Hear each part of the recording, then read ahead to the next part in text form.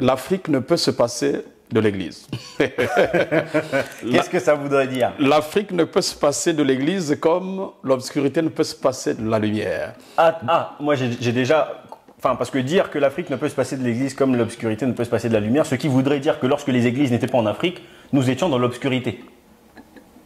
Ok, nous parlons spiritualité. Ah.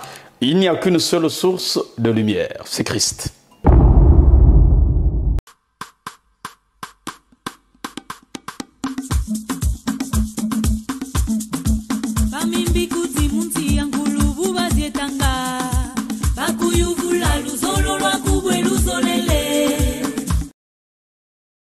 Bienvenue sur Terre Noire, comme d'habitude vous savez, on enchaîne maintenant pas mal d'interviews et aujourd'hui on va parler d'un sujet qui est important. Sur Terre Noire, comme j'ai toujours dit, ici on parle d'Afrique, on parle de tous les sujets qui tournent autour de l'africanité. Si vous êtes toujours intéressé par ce genre de sujet, n'hésitez pas à vous abonner. Aujourd'hui on va parler un petit peu de religion, on va parler de spiritualité. Je sais que c'est souvent un thème qui est parfois pas très abordé parce que les gens ont parfois peur d'heurter certains. Mais aujourd'hui, on va parler avec une personne qui justement est dans le domaine parce que moi, le plus important, lorsqu'on va toujours aborder des thèmes, ce sera toujours avec des personnes qui ont une certaine maîtrise du sujet. Donc, je vais laisser à mon invité le soin de se présenter succinctement avant qu'on enchaîne sur les débats. Moi, c'est Michel Westphali Mampa, très intéressé sur les questions théologiques et religieuses, donc des questions qui touchent à la spiritualité. Je préfère modestement me présenter de la sorte. Ok, très bien. Moi, comme vous savez, la religion, j'en ai déjà un petit peu parlé, l'impact de la religion, donc je vais être très rapide, on va rentrer dans le sujet. Voilà, moi l'idée ici, on va poser un maximum de questions, je vais apporter un maximum d'arguments de la conception que j'ai et potentiellement vous aussi, vous pourrez donner votre avis en commentaire. Donc, on va partir très vite avec la première question. A-t-on besoin des églises en Afrique? Merci pour la question, mais d'entrée de jeu, j'aimerais remercier le promoteur de cette plateforme Terre Noire, l'initiative qu'il a de pouvoir éclairer un maximum d'individus sur des questions touchant à l'africanité, tel qu'il a dit. Et d'entrée de jeu, j'aimerais répondre à la question qui m'est posée en disant simplement que l'Église n'est pas la cause du sous-développement de l'Afrique. Ça, déjà, il faut poser ce postulat. Demander à la mauvaise gouvernance, au tribalisme, au népotisme et bien d'autres mots qui sévissent dans notre continent pour trouver des réponses à cette question du sous-développement de l'Afrique. Et je dois ajouter en disant que l'Afrique ne peut se passer de l'Église.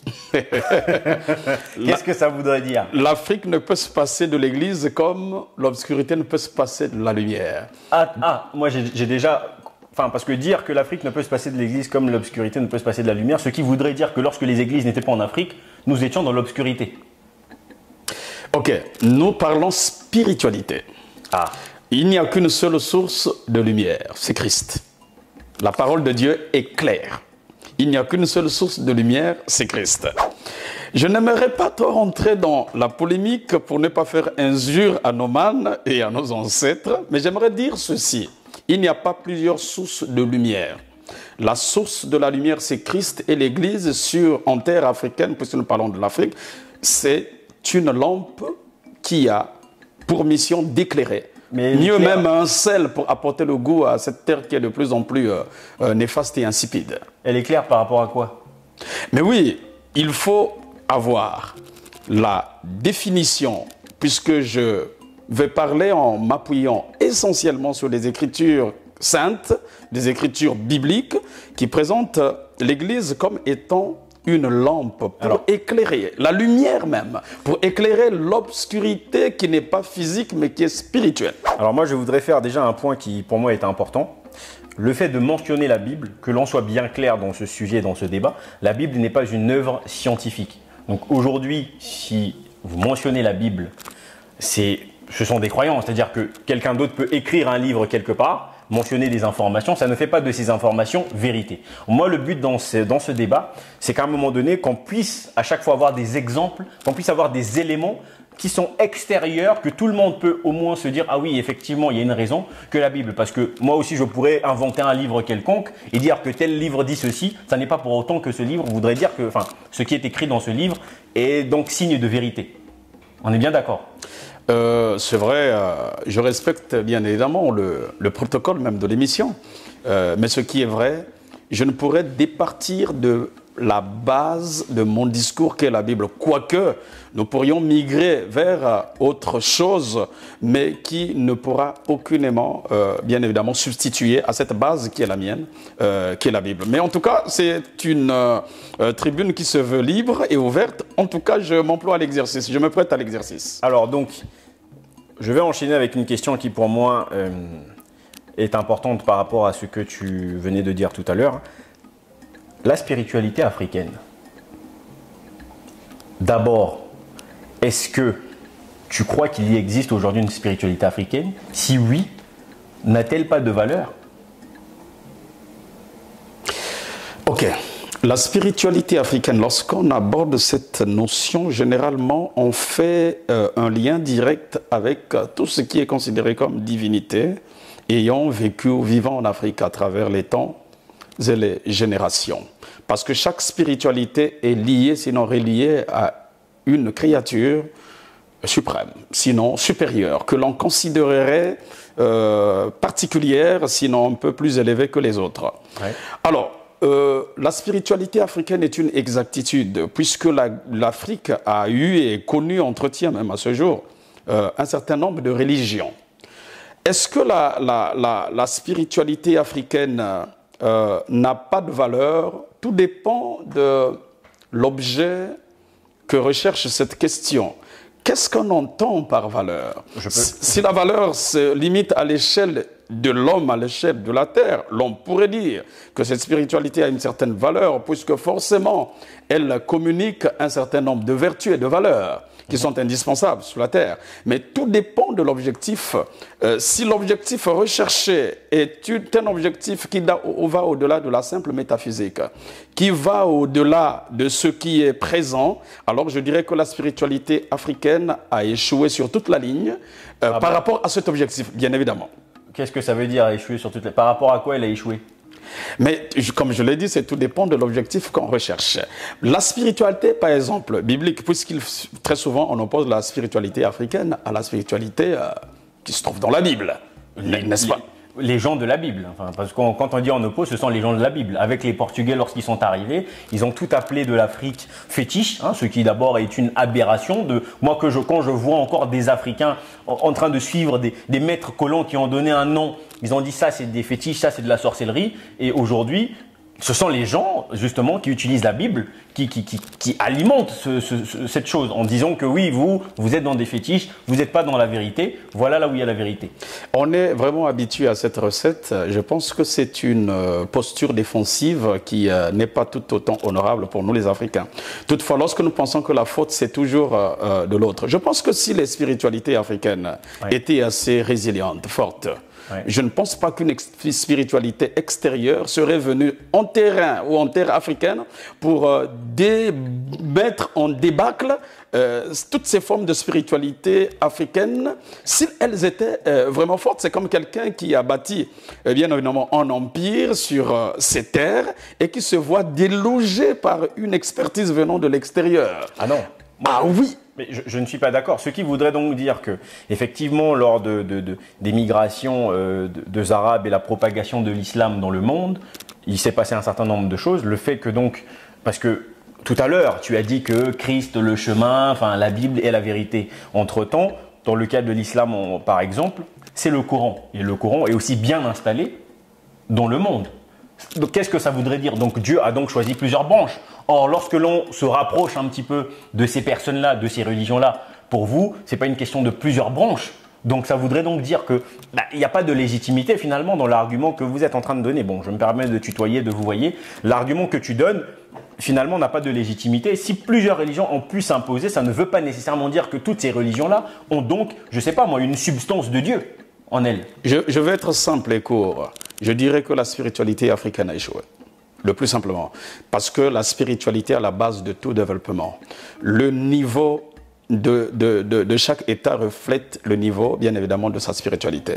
Mieux la spiritualité se comporte... Alors, les hommes ont échoué ou la spiritualité africaine a échoué? Parce que pour moi, il y a une totale différence entre les deux. Les hommes, dans la pratique, dans la manière de faire, ont échoué. Mais la spiritualité n'a pas échoué. Ah, mais bien évidemment, puisque ce sont ces hommes-là qui incarnent cette spiritualité.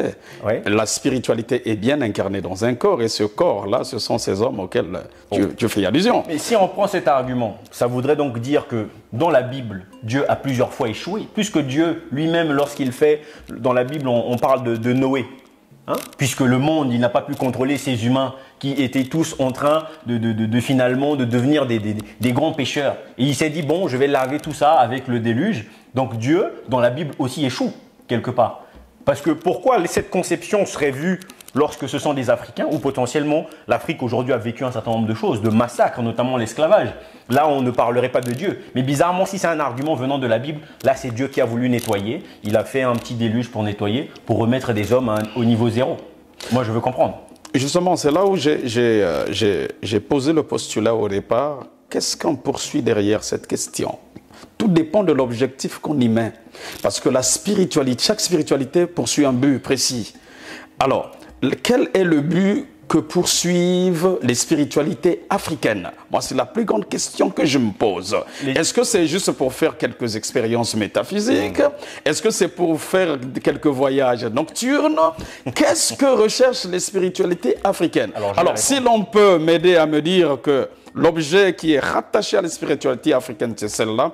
Alors, moi, je vous présenterai l'objet qui est rattaché à la spiritualité, celle que je défends, celle que je pense être plus résiliente, celle que je pense être plus légitime pour les humains que nous sommes. Alors, moi, je vais répondre. Alors, je ne vais pas répondre au nom de toutes les spiritualités africaines, parce qu'en Afrique, effectivement, il y a énormément de conceptions religieuses et spirituelles. Je vais parler, par exemple, de la conception spirituelle Congo. Bien que je ne connais pas cette conception en profondeur, mais en tout cas, de ce qu'est la conception spirituelle de Congo, c'est que l'on cherche à se rapprocher de Dieu par toutes ces choses qui ont été créées par lui.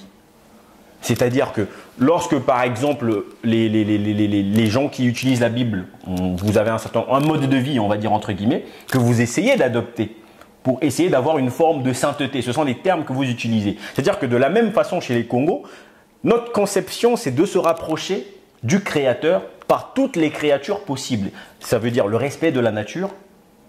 Pour moi, c'est quelque chose de fondamental. On ne fait pas les choses en dehors du cadre naturel. Ça, ce sont des choses qui vont montrer, entre guillemets, que nous avons cette capacité à pouvoir nous rapprocher un peu plus de Dieu. Ce n'est pas la seule chose. Il y a beaucoup de choses. Bien entendu, on va essayer alors, d'autres vont appeler ça de la méditation. Mais c'est-à-dire qu'on essaie de purifier notre âme pour essayer justement d'acquérir de la sagesse. Parce que la conception finalement de Dieu, la conception que moi j'ai et que je porte, ce n'est pas d'imaginer un être mystique à qui on doit faire des prières tous les jours. Non, c'est d'acquérir la sagesse, de recevoir des informations par le biais de la sagesse. Lorsqu'on parlait par exemple des Nganga, les Nganga qui voulaient dire des soignants ou médecins qu'on peut utiliser aujourd'hui. C'est-à-dire que ces personnes, ils étaient en train d'acquérir de la sagesse justement parce qu'ils avaient développé une capacité en eux à se rapprocher de l'être suprême par sa créature. Et donc, par ce même biais, ils pouvaient se dire que pour soigner une personne, j'aurais besoin de telle ou telle chose. C'est pour ça qu'il y avait besoin de ce rapprochement. Pour moi, aujourd'hui, c'est à ça qu'elle sert, cette spiritualité. Puisque lorsqu'on va se rapprocher, on va établir des normes qui vont aller, pas à l'encontre de la nature, mais justement en harmonie avec la nature pour avoir des sociétés qui vont être en harmonie pour avoir une vie simple. D'accord.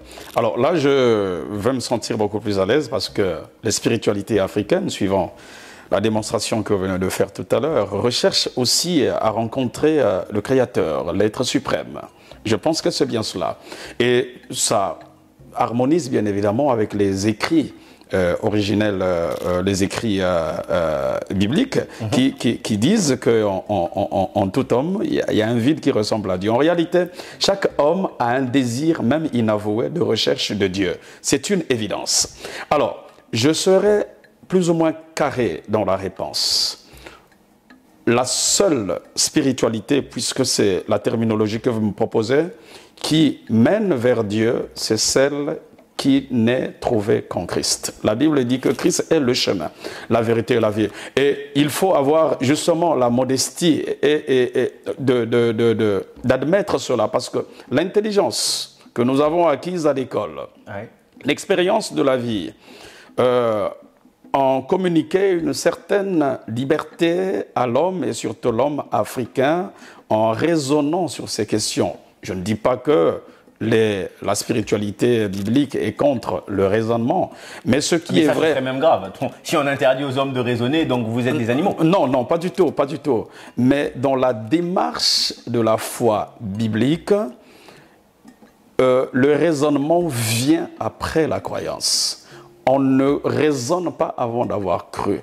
Vous avez lu, vous avez cru, vous pouvez maintenant raisonner pour approfondir, sinon enraciner la compréhension à laquelle vous avez adhéré. Mais ça n'a pas de logique. Ça n'a pas de logique, très clairement, parce qu'on ne peut pas dire à des personnes de croire, puis raisonner ensuite. Ça voudrait dire qu'ils doivent croire sans raisonner, croire comme des imbéciles, croire comme des animaux, croire comme des robots programmés. Or, si Dieu a mis dans l'homme une conscience, un cerveau avec cette capacité à raisonner, c'est bien pour qu'elle serve à quelque chose. Parce que si on lui dit, quand j'entends ces arguments, il suffit donc de croire, on n'est pas nécessairement obligé de raisonner même après. D'accord, non, je n'ai pas dit que la croyance occulte le raisonnement ou la réflexion. Oui, mais dans ce cas, le raisonnement n'est pas obligatoire. Une fois que vous avez cru, ceux qui veulent raisonner, tant mieux. Ceux qui ne raisonnent pas, pas de problème. Quand j'entends vos arguments. Non, c'est simple à comprendre. Et c'est tout autant la simplicité et la difficulté, pour certains et pour d'autres, de l'approche que l'homme peut faire de la Bible. La Bible est un instrument une fois qu'on est rentré en contact, si on veut avancer dans la spiritualité, n'est-ce pas, de la Bible.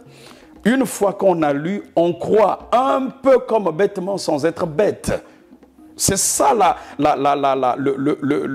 les fondamentaux de la foi en Christ. Oui, c'est-à-dire croire avant d'avoir vu. Une fois que vous avez cru en les Écritures saintes, vous n'êtes pas occulté, votre réflexion n'est pas occultée, elle n'est pas mise de côté. De toutes les façons, la même Bible nous enseigne à réfléchir sur la parole de Dieu.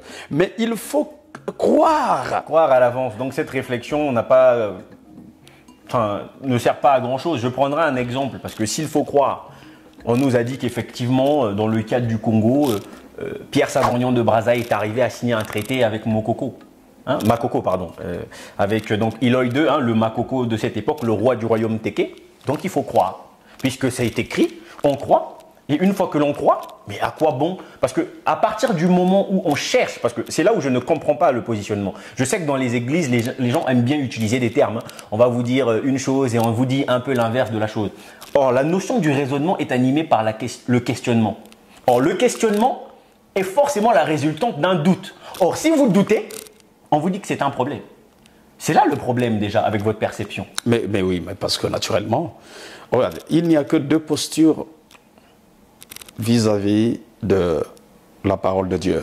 Soit vous croyez, soit vous doutez. Vous croyez, vous faites votre chemin. Vous doutez, vous vous excluez. Le plus simplement, lorsque la Bible me dit que le seul chemin qui mène à Dieu, c'est Christ, je n'ai pas ajouté. Oui, mais le raisonnement n'intervient qu'à partir du moment où il y a une position de réflexion. Non. Si le doute n'existe pas, il n'y a pas de raisonnement. Non.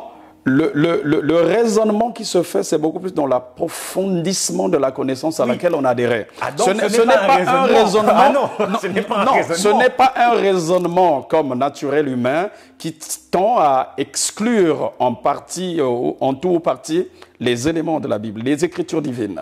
Justement, c'est comme je l'ai dit, c'est autant la simplicité de la Bible que sa difficulté. C'est-à-dire de croire en des démonstrations, en des écrits, en des événements, en des choses qui ont été écrites, avec autant de simplicité. J'ai lu, je crois.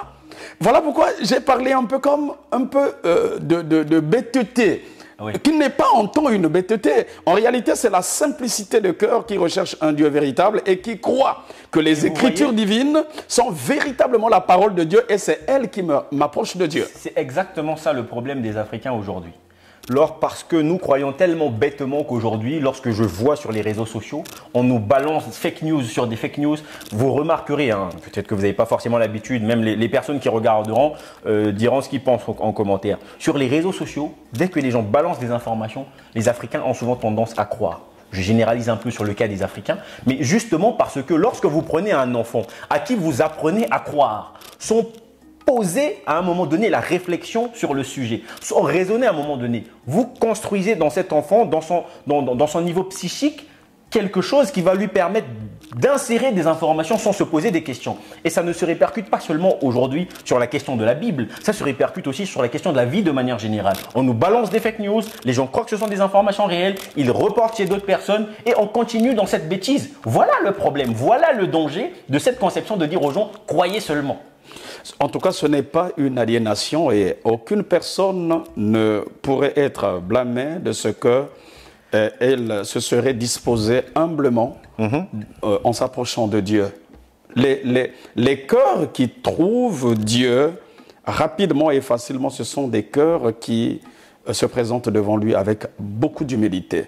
Or, le raisonnement et l'ennemi très souvent combat cette humilité. Je ne suis pas en train de dire qu'une fois devenu chrétien, on est annihilé, on devient aliéné. Non, ce n'est pas possible. Je pense que les personnes les plus réfléchies sur cette terre, ce sont les chrétiens. Je le pense. Moi-même, je prends du temps pour raisonner. Ah, ça, c'est une évidence. C'est une évidence. C'est votre perception. C'est une évidence. Il ne faudrait pas qu'on pense que les chrétiens, ceux qui ont cru en l'évangile, aux saintes écritures, sont devenus aliénés, fous, ils acceptent de n'importe quoi. Ce sont des personnes très réfléchies. C'est simplement que la parole de Dieu à laquelle ils se sont approchés leur a permis de développer ce caractère d'humilité de cœur pour s'approcher de Dieu. Et cette capacité à avaler des informations sans se poser des questions. Ah non, les informations bibliques, oui, sont passées au crible de la réflexion humaine.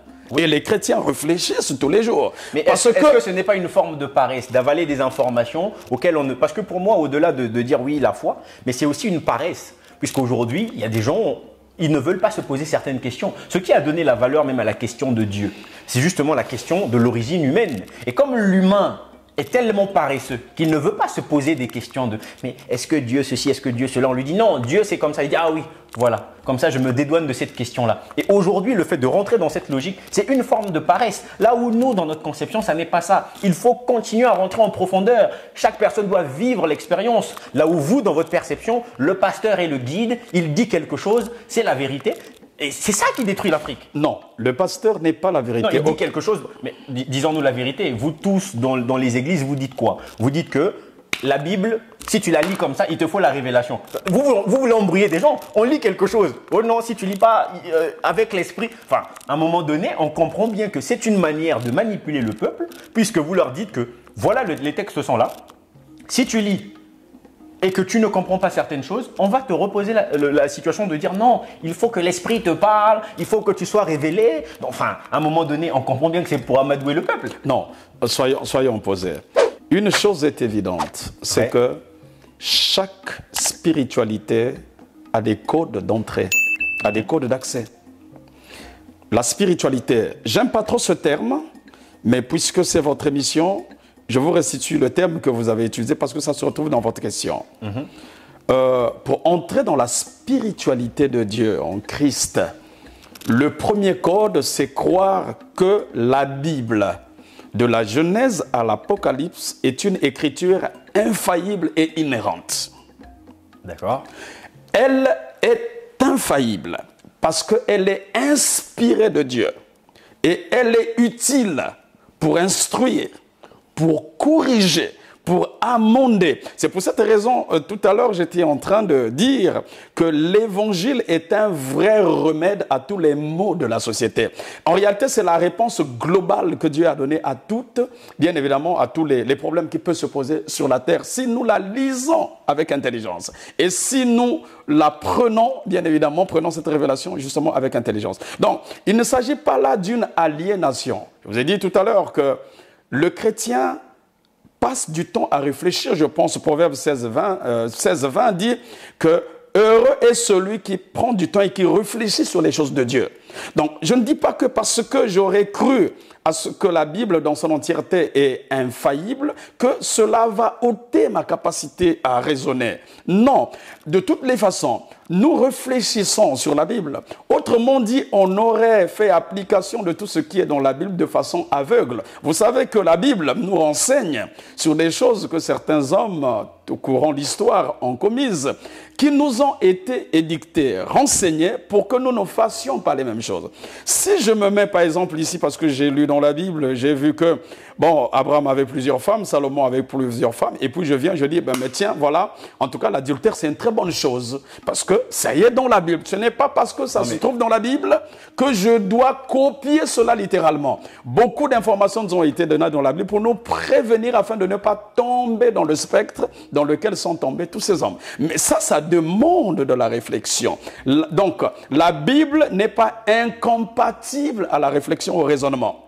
Mais dès le départ, le premier code d'accès dans la spiritualité en Christ, c'est croire que cette Bible, elle est inspirée de Dieu, elle est inhérente et infaillible. Point barre. Je pense que sur ce point, on ne trouvera pas de point d'accord parce que pour moi, il n'y a raisonnement qu'à partir du moment où il y a cette notion de doute. Mais étant donné qu'on ne peut pas douter et on parle de croire, pour moi, il y a l'absence totale de raisonnement lorsque l'on parle de croyance. Puisque lorsque l'on croit, on ne se pose plus des questions. Mais bon, on va avancer parce que c'est important. La question, c'est surtout quand on parle de justement la corrélation entre le christianisme, la Bible et l'Afrique, bien entendu. Donc, j'ai une autre question qui pour moi est importante. Oui. Aujourd'hui, la perception de Dieu dans les populations africaines n'est-elle pas erronée de la réalité de ce que devrait être la perception de Dieu? Je m'explique. Aujourd'hui, les Africains, de manière générale, pour ceux qui utilisent la Bible, qui sont dans le christianisme, pensent que Dieu va les aider à sortir de leurs problèmes. J'ai même vu des pasteurs qui font des prières pour le pays, faisant en sorte que le pays soit sauvé. Pour moi, tout ça, ce sont des conneries. C'est une réalité. Est-ce qu'aujourd'hui, pour vous, cette perception, je ne dis pas forcément de tout le monde, mais de la majorité, elle n'est pas erronée? Ou cette conception finalement de Dieu? Alors, je vais dire ceci. Pour chaque être humain sur la terre, chaque perception qu'il a de Dieu est tributaire de la connaissance ou du niveau de révélation qu'il a de ce Dieu. Votre connaissance détermine votre perception de Dieu, votre connaissance de Dieu, bien évidemment. Si votre connaissance de Dieu est faible, votre perception de Dieu sera faible. C'est pour cette raison, j'aimerais dire une chose, que si la perception des Africains de Dieu par les Africains, les populations africaines, est erronée, je crois que les raisons sont nombreuses et multiples. Et je dois avouer que les églises, malheureusement, certaines, j'allais dire, participent à cette entreprise qui consiste, bien évidemment, à diffuser le faux, à diffuser le mensonge, à diffuser ce qui est inexact, pour maintenir les populations ainsi que les citoyens à un niveau très bas de perception de Dieu. Alors, je vais dire une seule chose. Celui qui veut augmenter sa perception de Dieu doit être ami de la parole de Dieu. Celui qui lit avec intelligence la parole de Dieu tirera toute la sagesse nécessaire de la personne de Dieu. On ne peut pas connaître Dieu qu'au moins la révélation qu'il s'est faite de lui-même, parce que la Bible est la révélation de Dieu. Quoique c'est une révélation partielle de sa propre personne. Mais donc, ce ne sont pas dans les livres d'histoire, de géographie ou des livres de magie ou des livres mystiques qu'on va tirer la perception de Dieu. C'est en lisant. Or, je vous en prie. Or, il y a un problème avec l'Africain. Déjà de façon naturelle, l'Africain n'est pas amoureux du livre. À combien plus forte raison de la parole de Dieu. Alors, cet état d'appauvrissement approfondi de la perception de Dieu tire bien évidemment son origine du fait que la Bible, l'Africain n'aime pas lire le livre et n'aime pas lire la Bible par voie de conséquence, il n'aura qu'une perception erronée et il deviendra bien évidemment la matière première des faux enseignants du diable qui est le père du mensonge, parce qu'il y a une stratégie dans l'entreprise du diable de maintenir sous son autorité autant d'individus, c'est de les rendre ignorants. Or, l'ignorance, ce n'est pas l'absence de connaissances. L'ignorant a plusieurs connaissances, sauf que ce sont des connaissances erronées. Et lorsque vous pouvez avoir un bagage de connaissances, mais aussi longtemps qu'elles sont erronées, votre perception de Dieu sera nulle. D'accord, donc si je comprends bien, pour vous aujourd'hui, le problème justement sur la question de la perception de Dieu est plutôt lié à un manque de culture. Le fait que l'Africain, j'entends les arguments, le fait que l'Africain n'aime pas lire, il préfère finalement se donner à son maître très souvent, qui est le pasteur, qui va lui dire voilà ce qui est écrit et que lui se fait ses propres illusions. C'est ça qui pourrait être le résultat d'une mauvaise perception que peuvent avoir certaines personnes. Bon, moi je vais poser une autre question. Quelle est aujourd'hui la responsabilité des églises sur les populations? Je vais prendre un exemple très simple, parce que ça, il y a une réalité qui est claire, il ne faut pas se mentir ici. J'ai remarqué que très souvent, lorsqu'il faut parler de certaines choses, notamment du réveil du peuple africain, on me sort à chaque fois l'argument de la question de l'Église. La responsabilité de l'Église se vérifie à plusieurs échelles. Ouais. La première échelle de la responsabilité de l'Église, c'est de faire de chaque homme sur terre enfant de Dieu, l'équiper en vue du salut. Ça, c'est la première mission de l'Église. Une Église qui passe à côté de cette mission a totalement échoué. Mais étant entendu qu'on est sur terre et on est dans le temps présent, l'Église a également, à travers l'instrument de la Bible, la mission d'éduquer les peuples pour intégrer au mieux la société qui est la leur. Justement, c'est pour ça qu'elle éduque tellement mal les peuples aujourd'hui, puisqu'elle a pris une grande place. Quand je prends le cas d'un pays comme la RDC. La RDC, aujourd'hui, dans chaque coin de rue, on retrouve des églises. Tout le monde limite prie. Mais on voit justement le désastre que tout ça a causé. On voit justement les problèmes que ça a causé. Parce qu'on ne peut pas imaginer qu'un peuple qui prie autant ait autant de problèmes, que les gens n'arrivent pas finalement à comprendre l'importance de la question de se battre pour la nation, la responsabilité du peuple. Tout ça pourquoi? Parce que il faut prier, c'est ça le plus important. J'entends même des arguments, ça vous n'allez pas le refuser aussi. Souvent dans vos églises, vous avez des gens qui vont vous dire « Oui, nous ne sommes pas de ce monde. » Mais qu'est-ce que vous faites dans notre monde? Rentrez chez vous si vous n'êtes pas de ce monde. Et quand on a ce genre de raisonnement, ce genre d'argument, les gens donnent peu d'importance à la vie des autres, puisque leur propre vie, ça c'est sûr, hein, ils ne veulent pas mourir. Ils veulent souvent voir le ciel, mais ils ne veulent pas mourir très tôt. Mais la vie des autres n'a plus d'importance, puisque vous ne considérez que vous n'êtes pas de ce monde. Alors, j'aimerais faire un distinguo entre l'Église, parce que moi, quand je parle de l'Église, j'ai un format dans ma tête et dans mon esprit. Distinguo entre l'Église et les communautés religieuses. D'accord.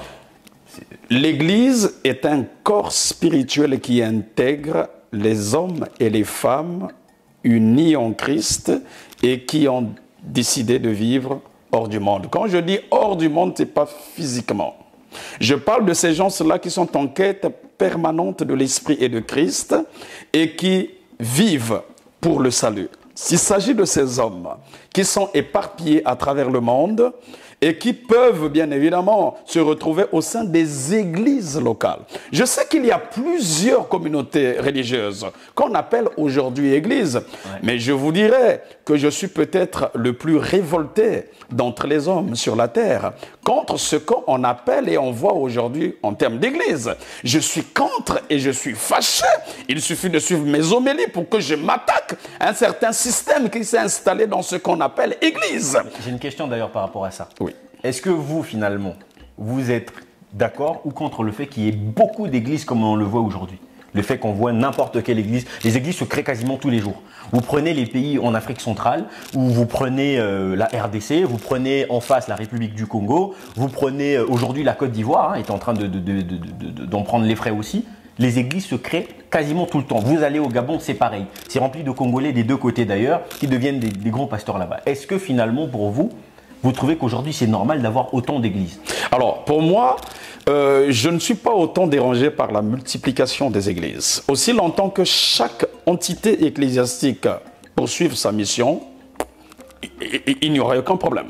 Aussi longtemps que chaque entité ecclésiastique, chaque église joue sa partition, joue son rôle, joue sa mission, telle que le Créateur en a consigné dans les Saintes Écritures, que les églises se créent chaque jour dans chaque ruelle au point de se regarder même face à face, pour moi ça ne me pose aucun problème. Le problème ne se trouve pas dans la multiplication des églises, mais je pense sur l'impact des églises sur la société. Je crois que le vrai problème il se trouve là. Et puis vous savez que la question des églises c'est une question très difficile à réguler, même par les pouvoirs publics. Pourquoi? Parce que au nom de la liberté de la conscience et de croyance, qui est une liberté constitutionnellement protégée, il n'est pas aussi aisé, même pour les gouvernants, de pouvoir, bien évidemment, réguler dans ce secteur. Quoique, moi, je pense individuellement que l'État devait se doter des entités, des services spécialisés pour ne pas laisser aussi ce secteur avancer, sinon s'enfoncer dans le désordre. Moi, je suis même pour, en ce qui concerne mon pays, que par exemple, l'on crée un ministère des mœurs et des affaires religieuses. Et qu'on puisse détacher le ministère de l'Intérieur de cette fonction régulatrice des églises, parce que ça fait peur, la multiplication des églises. Entre-temps, on entend des scandales à gauche et à droite. Je pense que l'État a une mission régalienne. Quoique c'est très difficile, je dois le dire, hein, parce que réguler le secteur de la foi et de la conscience, de la croyance, c'était une activité très difficile. Au moins de l'organisation. C'est-à-dire que tout le monde ne peut pas venir et créer une église. Malheureusement, c'est que je prendrai un exemple. Hein. Dans les cultures Congo, il y avait cette conception du Makuku Matatu Malambe Congo. Pour les gens qui connaissent ce que ça veut dire, il y avait trois pouvoirs. Il y a le pouvoir aujourd'hui, donc ce qu'on appelle l'administration politique. Il y a l'autre partie, c'est la partie militaire. Et la troisième partie, c'était la partie spirituelle. D'ailleurs, ça, vous pourrez le retrouver. Hein. Je vous montre un petit peu. Si vous cherchez à comprendre un petit peu les cultures Congo, vous avez un exemple ici d'un livre d'un frère qui s'appelle Bruce Matezo, qui a écrit aussi sur Nimia Lukeni. Hein. Vous avez énormément de personnes qui en parlent. Vous avez notamment aussi Luka Yazoo, qui parle un peu de ce sujet-là. Donc, vous avez pas mal de personnes qui abordent ce sujet. Vous comprendrez ici que je fais ce débat sur la question de la spiritualité. Je fais justement cette jonction entre la perception que nous avions avant de la spiritualité, la manière dont nous étions en train d'appliquer les choses et aujourd'hui, ce qui est en train de se passer. Moi, je veux vous poser une question. Aujourd'hui, pour créer une église au Congo, quelles sont les conditions? Y a-t-il des conditions d'ailleurs? Parce que j'ai pas l'impression. Moi, je vois parfois des individus qui se lèvent 2-3 matins, ils forcent des gens à venir chez eux à l'heure prêcher, je sais pas, et ils se retrouvent à créer une église 2-3 matins, ils créent une association, je ne sais pas de quoi. Quelles sont aujourd'hui les conditions? Ok, en République du Congo, la création des associations cultuelles, puisque c'est ainsi qu'on les désigne juridiquement, est essentiellement régie par la loi du 1er juillet 1901 sur la liberté d'association. Il y a une palette, bien évidemment, d'instruments au niveau national qui, bien évidemment, aujourd'hui sont en train de régir ce secteur. Donc, aucune association culturelle ne peut se former ni exercer son activité au Congo sans autorisation préalable du ministre de l'Intérieur, auquel je faisais allusion tout à l'heure, à travers, bien évidemment, ses services. Donc, elle ne peut avoir cette association culturelle des établissements au Congo qu'en vertu d'une autorisation distincte pour chacun de ces établissements. Donc, à la base, il est nécessaire de disposer des statuts et règlements intérieurs ainsi que d'autres papiers. Donc, ce que je suis en train de dire, c'est ceci. La loi du 1er juillet 1901 sur la liberté d'association reste la base, l'élément de base, l'élément juridique de base dans la création des églises, bien évidemment, qui sont considérées juridiquement comme des associations cultuelles, tout comme les autres associations en République du Congo. Mais à la base, une association qui se crée doit avoir les statuts, doit avoir les règlements intérieurs. Il faut juste être une association. Oui, c'est une association. C'est une association cultuelle. Donc pas besoin de diplôme aujourd'hui dans ce domaine-là pour. C'est là le danger parce que n'importe qui a le droit de créer une association. C'est vrai qu'au niveau devenu un commerce. C'est vrai qu'au niveau des services de contrôle, au niveau de la police, on demande, c'est une pratique, mais qui n'est pas encadrée par une loi. Généralement, les services de police demandent dans le dossier, bien évidemment, que l'on puisse mettre que le pasteur ou le dirigeant de l'entité ecclésiastique puisse fournir. Mais bien évidemment, il demande. Malheureusement, ce n'est pas ce que l'on voit, parce qu'il y a une réalité aujourd'hui, dans le cas du Congo par exemple, lorsque les jeunes veulent se trouver un moyen de gagner de l'argent, il n'y a pas 50 000 options, les gens le savent. Soit vous partez à l'armée, soit vous devenez pasteur. Dans un pays où les gens commencent à voir le fait d'être pasteur comme une vocation, parce que c'est ça le problème, comme une vocation qui est une réussite. Je suis désolé, être pasteur, il n'y a pas de réussite à être pasteur. Hein, c'est-à-dire que lorsque vous êtes pasteur, dans la conception spirituelle et religieuse, potentiellement, vous allez considérer que c'est de la réussite, mais on ne peut pas avoir des enfants, des jeunes qui se disent Si je vais à l'armée, potentiellement, c'est à Ornano que je vais me retrouver mourir pour rien. Alors que si je fais un peu d'études pastorales et que je crée une église, non seulement les fidèles vont m'emmener un petit peu d'argent parce que c'est ça la notion de la dîme, mais en plus de ça, je ne cours pas le risque de mourir comme les jeunes qui vont mourir à Ornano. Et ça, c'est une réalité. Malheureusement, pourquoi? Parce qu'il n'y a pas de règles qui sont mises en place par rapport à ces sujets-là. Et aujourd'hui, il n'y a pas d'espoir et on vend aux gens cette question de devenir pasteur. Ce qui est vrai, ce phénomène que tu viens de décrire ou dépeindre est une réalité, mais elle n'est pas exclusive au Congo. C'est presque une maladie qui sévit dans la sous-région. Mais ceci n'est pas une excuse. J'ai dit tout à l'heure que le secteur de la religion, le secteur de la foi, est un secteur difficilement régularisable, même par les pouvoirs publics. Mais je crois qu'il y a un élan. Il y a une volonté. Moi, je suis à la tête d'une structure ecclésiastique. De temps en temps, on est interpellé, invité par les services compétents de contrôle des églises. Donc, on sent cette volonté. C'est vrai qu'aujourd'hui, tout n'est pas encore parfait, mais il y a quand même une dynamique qui est en cours, qui fera en sorte que demain, pour créer une association cultuelle, il faudra vraiment répondre à des conditions vraiment corsées. Okay. Et je peux me donner 5, voire 10 ans. Je crois qu'au Congo, on ne sortira pas voilà, comme de la fumée comme ça et pour venir finalement créer une église. Mais cela ne voudrait pas dire que l'activité ecclésiastique informelle va s'arrêter. Il y aura toujours des pasteurs informels et des églises informelles qui vont bien évidemment réunir les gens dans les salons, autour des clôtures en tôle, pour faire du bruit, battre les tam-tams, alors qu'ils n'auront eu au préalable aucune reconnaissance officielle de la part de l'État. Donc ce sont des phénomènes, je pense que les pouvoirs publics travailleront de manière active sur ces questions, parce que c'est une question qui nous embête tous et moi en premier. La propagation des églises à gauche et à droite, malheureusement, dont l'impact est très faible sur la qualité de vie des populations, je crois que c'est une question qui devra être traitée. Si vous me demandez mon avis, qui doit être pasteur, il y a des conditions qui sont bibliques, mais je pense que le minimum que l'on aurait demandé au pasteur, c'est d'avoir d'abord son diplôme théologique. Je sais que ce terme souvent heurte plusieurs sensibilités. Son diplôme théologique, bien évidemment, mais aussi et surtout, naturellement, avoir un travail. Il y a beaucoup de chômeurs qui n'ont pour travail qu'être pasteur. Bon, mais attention, on peut être pasteur et avec travail, et on peut être pasteur, non, pas chômeur. Vous savez que le pastoral, c'est un sacerdoce. Et tout à l'heure, alors que tu faisais allusion aux pasteurs qui viennent dans le ministère parce qu'ils n'ont pas pu trouver l'emploi dans le séculier, je pense qu'ils ont déjà raté. On ne vient pas dans le ministère parce qu'on n'a pas la possibilité de se faire recruter par l'État ou dans une entreprise privée. Le pastoral ou le ministère est une vocation, c'est un sacerdoce. Et dans tout sacerdoce, on ne tire que des dividendes qui te permettent de te mettre à l'abri du besoin. Mais ce n'est pas pour t'enrichir. Donc, je pense que... Les dividendes d'un peuple qui souffre, que l'on soit bien d'accord. Puisque on parle de notion de dividendes, on est face à une population qui est en train de souffrir et le pasteur qui voit finalement tout ça comme un chiffre d'affaires. Parce que lorsqu'il va demander à la gestion des finances, bon, combien est-ce qu'on a fait aujourd'hui à la quête de l'église? C'est la perception d'un vendeur, par exemple, qui voit son chiffre d'affaires. On va dire, ah mais monsieur, si on enlève les charges de location de l'église, les charges de l'électricité, bon, il nous reste 100 000 francs CFA. Le pasteur dit, bon, ben, dans les 100 000 francs CFA, étant donné que moi j'ai les plus grosses parts de cette entreprise, entre guillemets, et moi c'est cette perception que je ne peux pas comprendre. C'est-à-dire qu'à un moment donné, vous faites ce choix, vous êtes une association. Ce n'est pas quelque chose qui se fait à un but lucratif.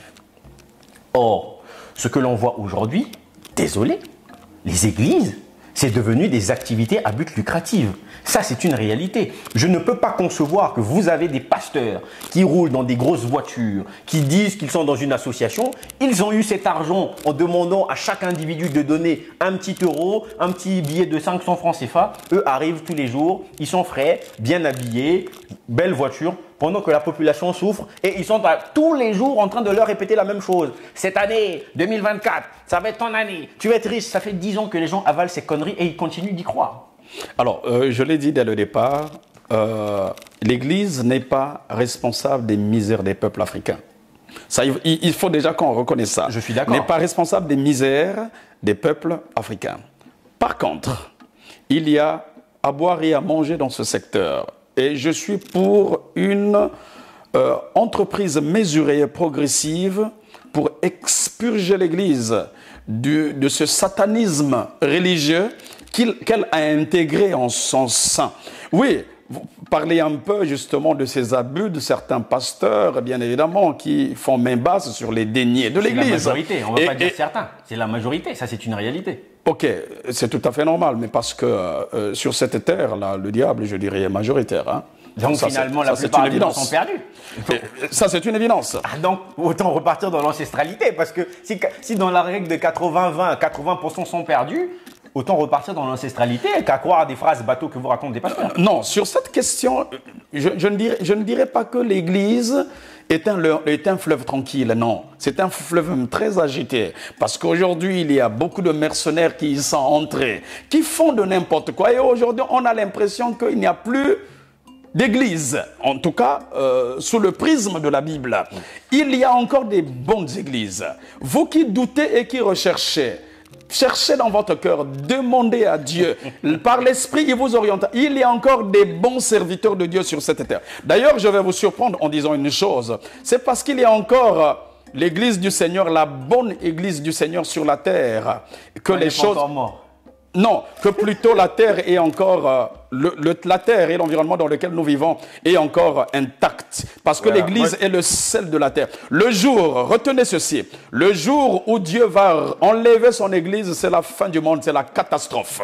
Si aujourd'hui, les choses peuvent encore marcher, j'aimerais parler de la résilience des peuples africains. Malgré les catastrophes, malgré les difficultés, les souffrances auxquelles ces peuples-là sont confrontés, c'est aussi grâce à l'Église, parce qu'il y a encore la vraie Église du Seigneur Jésus-Christ sur la terre africaine. Le jour où l'Église sera retranchée de la terre, l'Afrique connaîtra les misères les plus indescriptibles. Donc, si j'entends vos propos, par rapport à ce que vous venez de dire, puisque ça, je sais, enfin, bon, vous avez compris, étant donné que vous êtes dans votre état d'esprit de pasteur, donc vous envoyez effectivement les informations comme de la prédication. Mais bon, moi aujourd'hui, j'ai une armure qui fait que, voilà, ce sont des phrases que j'entends, mais que j'ai déjà entendues 1001 fois. Et je pose une question. Lorsque l'on prend le cas de la RDC, parce que lorsque j'entends vos propos, ça voudrait dire que si peut-être Kinshasa est encore calme, c'est simplement parce qu'il y a encore beaucoup d'églises. Puisque à Kivu, là-bas, c'est un grand massacre. Visiblement, si Dieu part, c'est le massacre qui va venir à Kinshasa. Et non, parce que peut-être que c'est pour ça, le peuple congolais n'a pas à se dire non, on va essayer de sauver notre peuple, on va essayer de réduire la misère de notre continent. Et finalement, aujourd'hui, moi, quand j'entends ces propos, et c'est comme ça que l'Africain, qui lui n'a pas assez d'esprit de se poser plus de questions, il va se dire mais c'est vrai qu'il y a un grand mal en Afrique, c'est vrai que nous souffrons énormément. Mais comme Dieu va peut-être bientôt venir, puisque ça, ce sont vos arguments aussi dans des églises. Dieu vient bientôt, Jésus descend bientôt. Il se dit, mais autant que je me concentre à Jésus, je n'ai pas de temps à vouloir me concentrer pour défendre ma nation ou pour défendre l'Afrique. Et c'est ça qui fait que les gens restent dans des mentalités comme ça. Ça, c'est une réalité. Oui, tout à l'heure, nous avons parlé de la mauvaise perception de Dieu et des Écritures. Je suis désolé, malheureusement, que des chrétiens se comportent de la sorte. Je l'ai dit tout à l'heure, que la parole de Dieu est l'instrument le plus équilibré qu'un homme peut avoir sur terre. Ce n'est pas parce que je suis devenu chrétien que je ne serai plus patriote. Ce n'est pas parce que je suis devenu chrétien que je ne vais pas défendre les intérêts africains. La parole de Dieu nous enseigne l'équilibre. Autant nous recherchons le ciel, autant nous travaillons pour cette vie présente, puisque nous y sommes. C'est pour cette raison, bien évidemment, on va enchaîner. Ok. On va enchaîner pour ne pas prendre beaucoup de temps. On va enchaîner. Donc, si je comprends, pour revenir un petit peu à l'ancestralité, ceux qui sont dans l'ancestralité, ils sont dans le faux, selon vous. Quand je dis l'ancestralité, ceux qui sont dans des pratiques ancestrales. Tout dépend. Parce que tout ce qui est ancestral n'est pas forcément mauvais, pourvu que cette ancestralité ait été connectée à la toute première ancestralité. Et j'aimerais te dire que la toute première ancestralité sur la terre, c'est Jésus. Il s'appelle l'Ancien des jours. C'est Jésus. C'est Jésus. Jésus a existé en l'an 2000. Si on en prend les critères, enfin en l'an 2000, pardon, il y a plus de 2000 ans, j'allais dire. Il y a plus de 2000 Il y a à ans. peu près plus de 2000 ans. Jésus dans la chair, oui. Ça, c'est votre perception des choses. Après, vous allez dire Jésus dans la chair. Mais il a existé à environ, il y a plus de 2000 ans. Il y a des gens qui ont existé avant lui. Je rappelle que même les Socrates ont existé avant Jésus, hein, si vous ne savez pas. Parfois, les gens ne se rendent pas compte. Même Socrate, Aristote, ils ont vécu avant Jésus. Et eux, au moins, on a vu des traces. Bon, Jésus, comme il est monté dans les cieux, on ne peut pas voir des traces. Mais où sont les traces de ces prophètes? J'aimerais t'informer que Jésus est Dieu et Dieu ne vit pas dans le temps. Dieu est intemporel et il est créateur du temps. Où sont les traces de ces prophètes? Puisqu'il a traîné avec des prophètes. Lesquels prophètes? Les prophètes qui ont marché avec Jésus. Les disciples? Oui, les disciples, que vous avez. Parce que pour moi, ce sont des grands frères, ce sont des grands-pères des gens. Hein. C'est-à-dire que nous, on nous dit, Africains, vous dans l'ancestralité, vous êtes dans la sorcellerie parce que vous voulez invoquer vos ancêtres. Mais dans la Bible, on va vous parler de je sais pas moi, des Josué, des Moïse. Ce sont aussi des ancêtres et des grands-pères des gens. Je suis moi, bien je préfère d'accord. prendre pour référence mes grands-pères, mes ancêtres de chez moi, que de prendre pour référence des ancêtres de je ne sais pas qui. Ok, autant je respecte cette liberté de croyance qui est la vôtre, autant vous feriez également l'effort de respecter la mienne, n'est-ce pas? Et celle, bien évidemment, des autres croyants qui, bien évidemment, qui ont cru. Moi, j'ai aussi des ancêtres dans ma famille, certainement des ancêtres qui ont aussi marqué l'histoire de leur famille. Mais ces ancêtres, ce que je leur dois, c'est la vie biologique. Parce que c'est ces ancêtres qui ont donné naissance à ceux desquels je suis issu. Et des soins, bien évidemment, qu'ils ont apportés à ma modeste personne. Au-delà, je ne vois pas en quoi je suis redevable de ces ancêtres. Et Moïse a apporté quoi? Pour essayer de faire un comparatif. Pour faire un comparatif. Waouh! Moïse a été un instrument puissant que Dieu a utilisé pour, bien évidemment,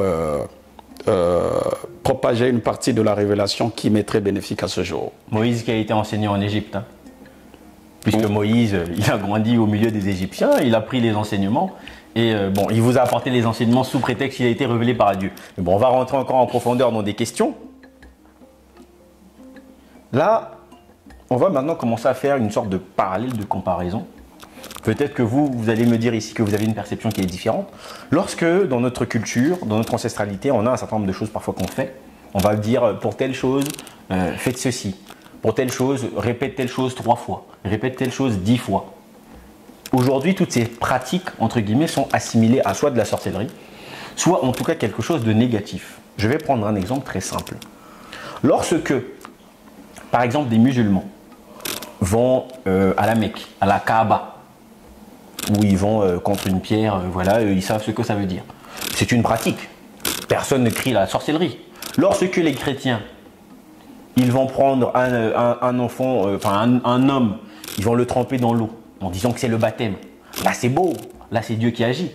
Si un Africain, quelque part dans son village, prend un enfant, il trempe dans l'eau, il dit c'est un cérémonial spirituel de chez nous, c'est de la sorcellerie.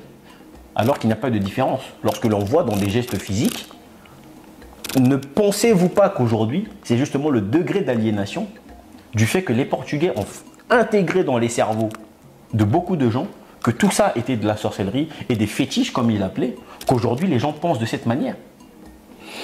Ok, je m'évertue justement à respecter la liberté de croyance de tout un chacun et aussi les pratiques qui vont avec. Mais moi, j'ai fait un choix.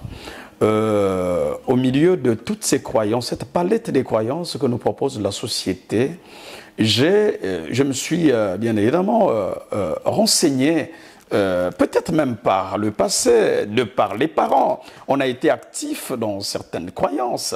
Mais au bout du compte, on se rend compte que la croyance à laquelle j'ai adhéré à ce jour, elle m'a donné plus de liberté, d'ouverture et d'esprit et d'ouverture dans tous les domaines. Je me dis que là où je me sens à l'aise, eh ben, c'est là où je vais demeurer, sans faire injure à ceux qui sont attachés à d'autres croyances. Moi, je crois que Christ est la base de la croyance par excellence. Et que toutes les autres croyances peuvent avoir des effets, même positifs, mais ce ne sera que éphémère.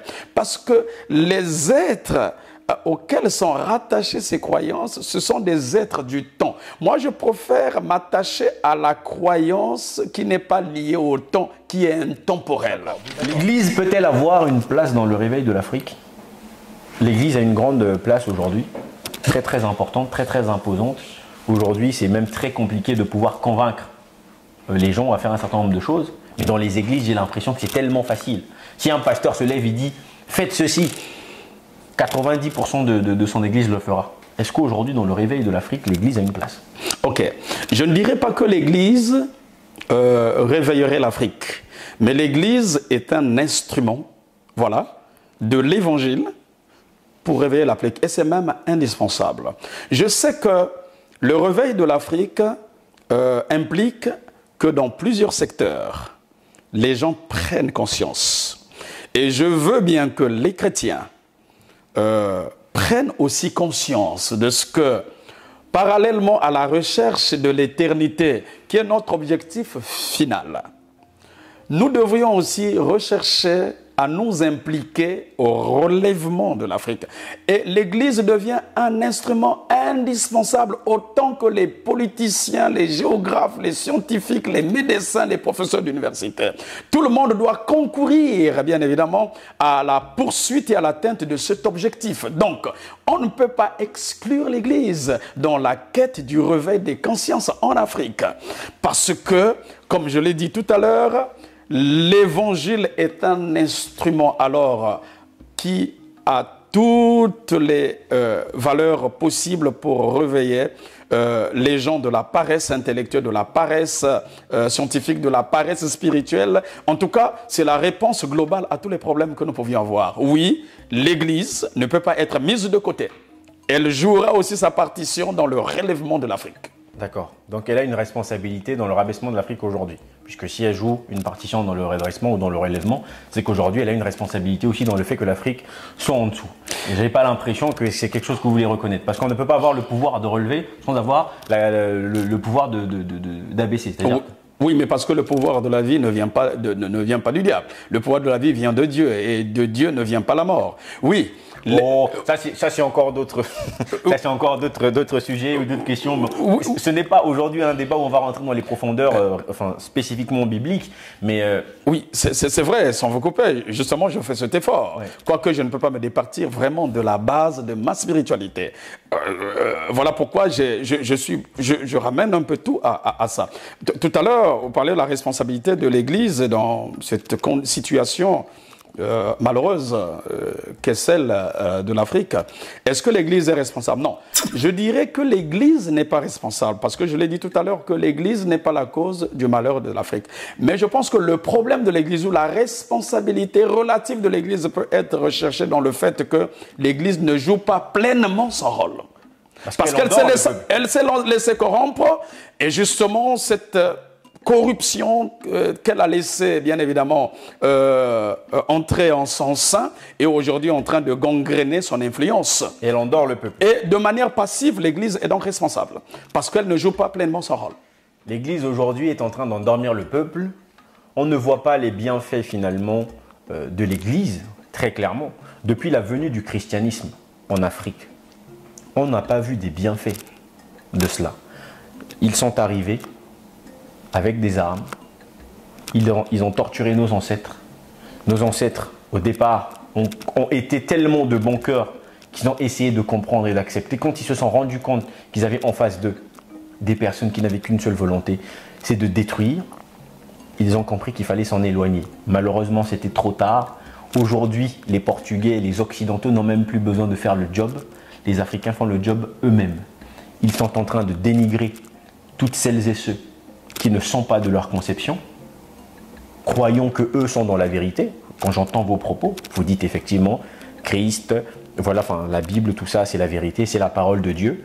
Et donc, pour les personnes qui pensent qu'effectivement nous avons une conception, une spiritualité, nous sommes dans le faux. Nous allons vivre, parce que je connais les stratégies des églises. Les stratégies des églises, c'est de jouer sur la peur. Si vous ne croyez pas, vous irez en enfer. Si vous ne croyez pas ceci, le mal, la mort arrive. Mais la mort, elle est pour tout le monde. J'ai une question aujourd'hui qui pour moi est fondamentale. Faut-il fermer la plupart des églises en Afrique? Parce que si elle a une part de responsabilité et qu'elle ne fait pas le job, et qu'en l'occurrence aujourd'hui, elle sert parfois à manipuler le peuple, est-ce qu'il faudrait donc les fermer? Ok. Je crois que le hiatus entre toi et moi, c'est dans la perception même de l'Église. Ok. Je vais comprendre les choses telles que vous le comprenez. L'Église, faut-il fermer la plupart des églises? J'ai dit tout à l'heure que ce n'est pas une décision facile à prendre.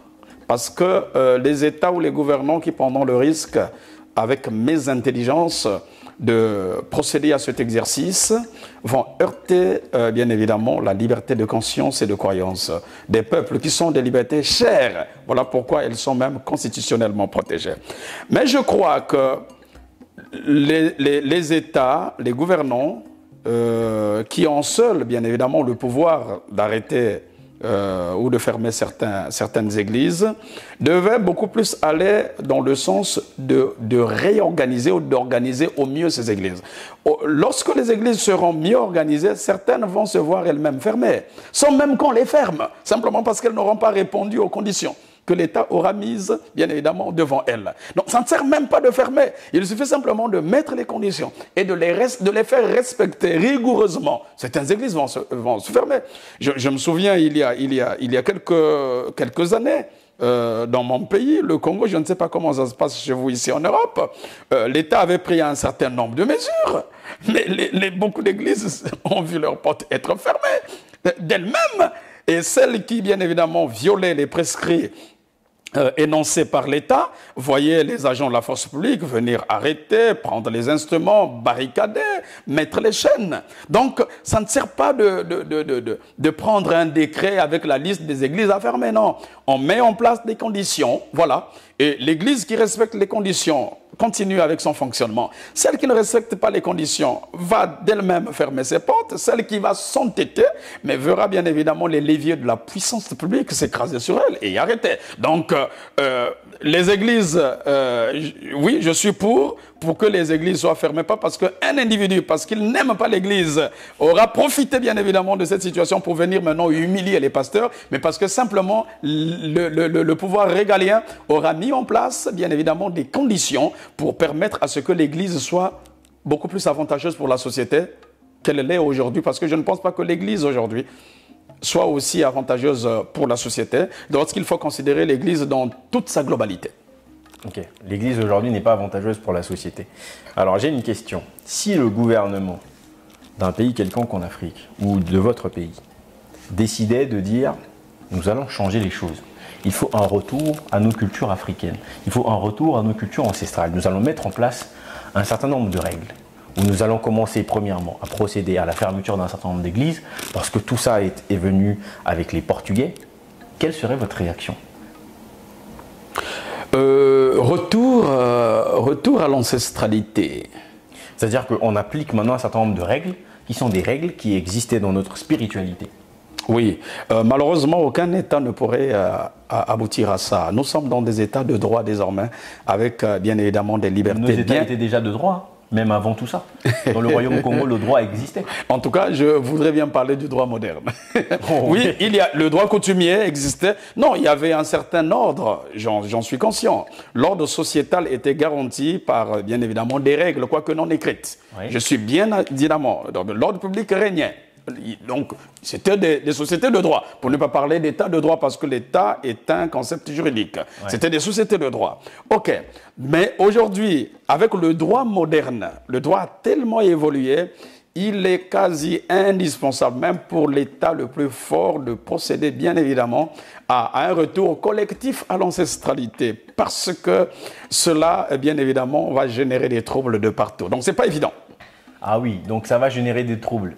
Ce qui voudrait dire que le peuple est à mesure de souvent être beaucoup plus virulent lorsqu'il s'agit de la question de l'Église que parfois sur sa propre liberté. Non, ce n'est pas une question d'Église, c'est d'abord une question de croyance. Oui, moi, de croyance que sur sa propre liberté. Personne ne peut m'empêcher de croire à ce à quoi je crois. Comme toi, personne ne peut t'empêcher de croire à l'ancestralité. C'est ça la beauté de la société. Mais des règles la mosaïque même de la société ce soir. Que chacun est libre de croire à quoi. Et la société protège la croyance de tout un chacun. Mais les règles peuvent être établies. Oui, les règles, pourvu que les règles ne heurtent pas l'ordre public.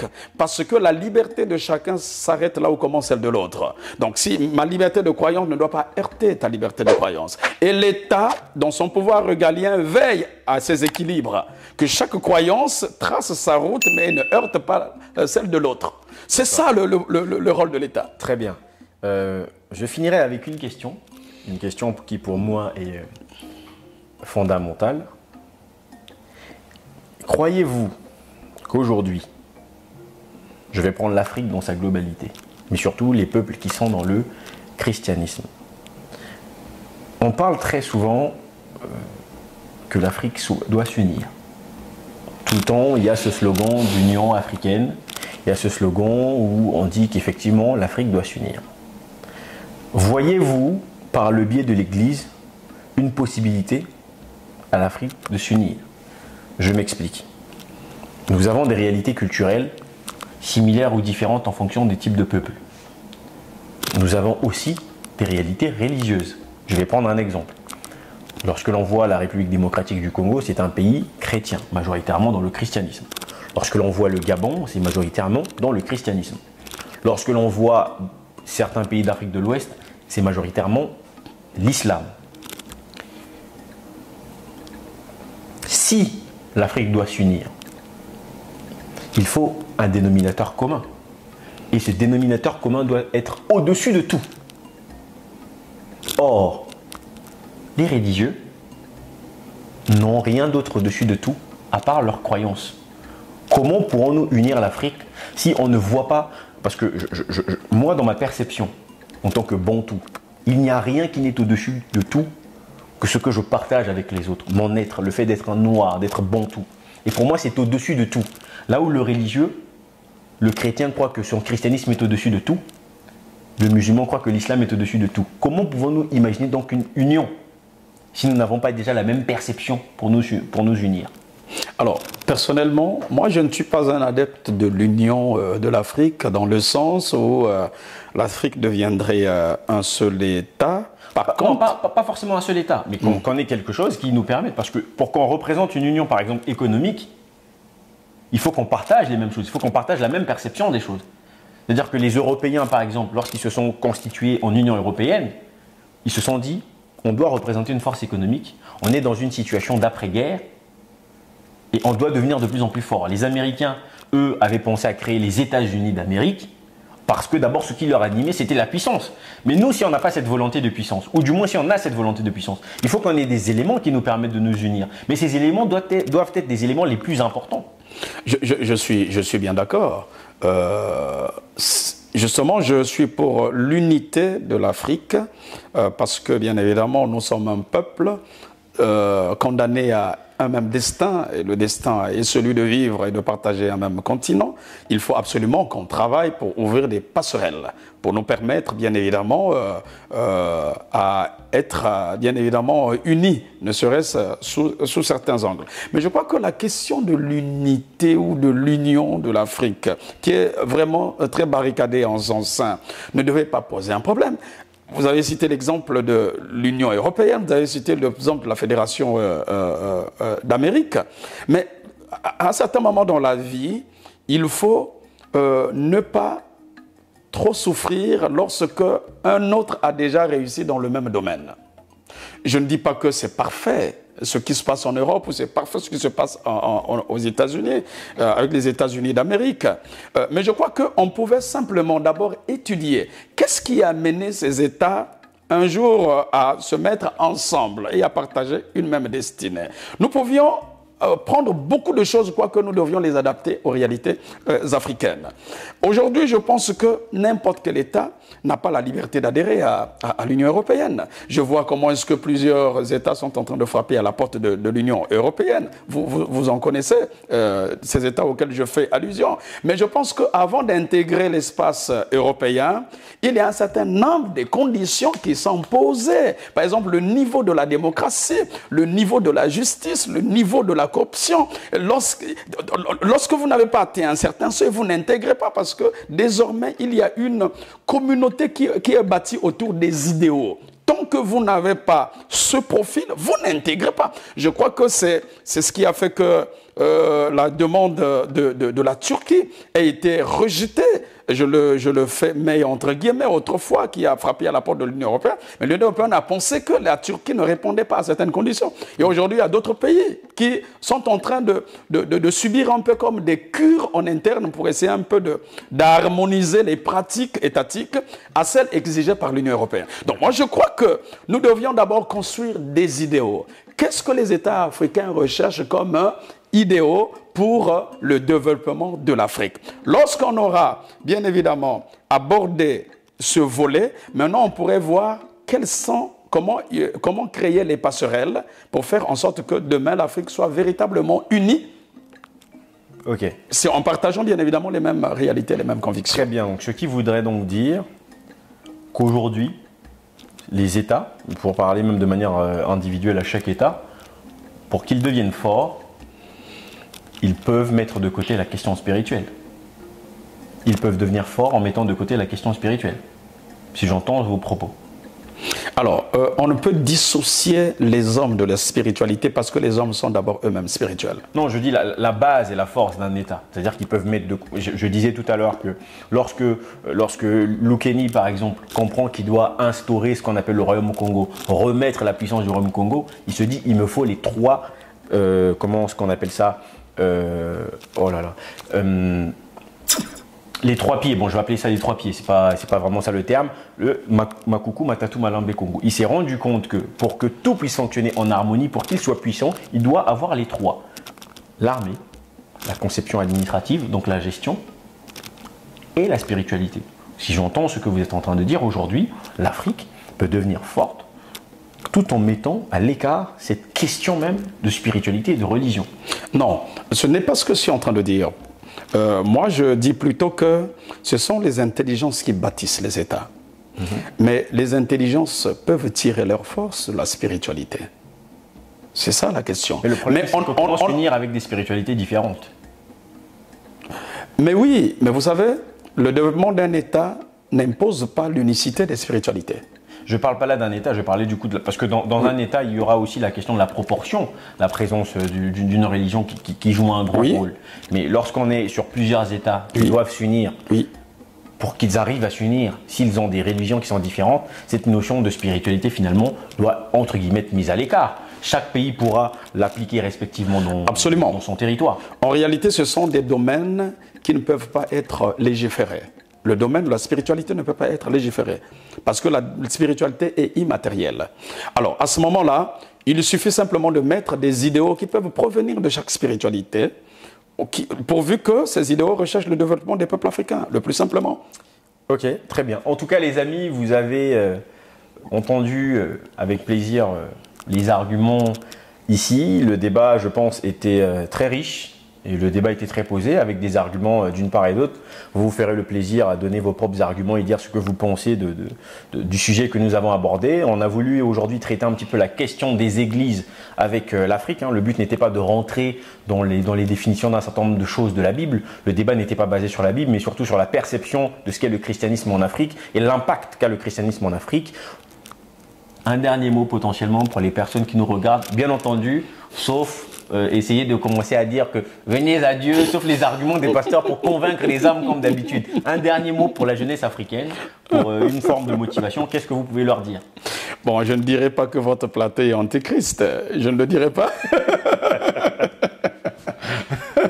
C'est un plateau intellectuel qui s'ouvre à tous les domaines et c'est à ce titre que nous avons répondu présent à cela. Ce que j'aimerais simplement dire à vos internautes, c'est à vos abonnés. Il y a tous ceux qui vous suivent régulièrement. Il faut regarder la caméra. Ah d'accord. Ils vont bien, oui. D'accord. C'est que chacun a un choix à opérer dans la vie, le plus simplement. Même dans le domaine de la spiritualité, qui n'est pas un domaine, qui n'est pas un terme trop familier avec moi, mais je me suis fait l'effort et la discipline de répéter ce terme. Chacun a le choix. Si vous croyez à l'ancestralité, en tout cas, plaise à vous. Si vous croyez à toute toute autre croyance plaise à vous. Mais moi, j'ai fait un choix.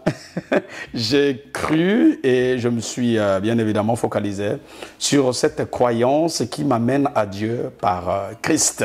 Et je me retrouve dans cette croyance et quand je dis je me retrouve, en tout cas je sens cette liberté dans cette croyance et donc personne ne peut vivre sans croyance. Même la personne qui pense ne pas avoir une croyance, en réalité a une croyance.